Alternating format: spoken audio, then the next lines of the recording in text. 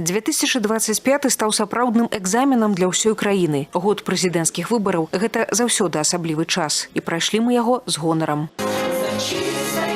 Гомельшчына захоўвае гістарычную памяць і перадае яе праз пакаленне. Амаль кожнае з мерапрыемстваў 2025 было прысвечана юбілею перамогі ў Вялікай Айчыннай. Так за год у рэгіёне адкрыта 16 новых гістарычных муралаў, больш за 30 помнікаў і памятных знакаў. З'явіўся і новы мемарыял ахвярам фашызму Кабылева ў Рэчыцкім раёне.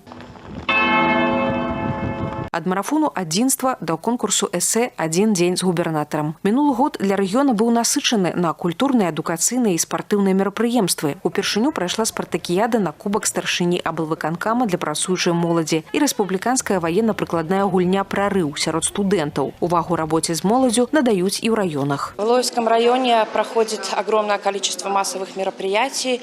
Мы активно работаем с молодежью. Могу отметить такие мероприятия, как «Суперпрофи», фестиваль молодых семей, диалоговые площадки различного рода.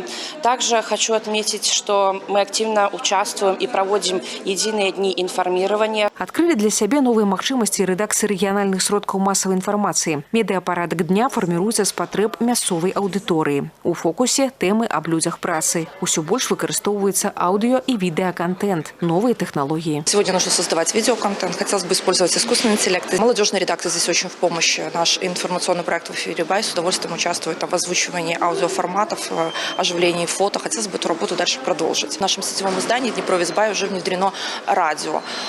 Новости сегодня можно не только прочитать, но также и услышать. На парадку дня не толькі вынікі працы, прагучалі і арыенціры на 2026. Сярод іх развіццё лічбавых сервисов, патрыятычнае выхаванне і працаўладкаванне моладзі. Если мы говорим про молодежь, это и трудоустройство, и закрепление молодых специалистов. Нужно показывать реальную работу на предприятиях, в трудовых коллективах, так, чтобы молодежь не боялась идти, работать, развиваться, реализовываться. Действительно, в регионах, на местах есть много перспектив, и мы просто должны об этом рассказывать, говорить правду об этом. Ад намеснікаў старшынь райвыканкамаў да кіраўнікоў рэгіянальных СМІ і асоб, якія знаходзяцца ў рэзерве. Падвядзенне вынікаў аб'яднала каля 300 членаў актыву з усёй вобласці. Адзнаку агульнай працы даў першы намеснік кіраўніка адміністрацыі прэзідэнта Владимир Перцов. В ходе сегодняшней встречи всеми выступающими давалась удовлетворительная, положительная оценка работы идеологической вертикали в прошлом 2025 году, и это действительно объективно, хотя есть еще куда расти, есть над чем работать, но идеологи, СМИ Гомельской области в прошлом году сделали достаточно много. Год был насыщенный политическими событиями, все они были отработаны достаточно качественно. Асноўная задача пасяджэння – абмен станоўчым вопытам. Гэта тычыцца камунікацыі спікераў з насельніцтвам, як праз СМІ, так і афлайн-сустрэчы, адзіныя дні інфармавання і дыялогавыя пляцоўкі. Алеся Федарцова, Ольга Канавалова, Валерий Гапанько, телерадиокомпания «Гомель».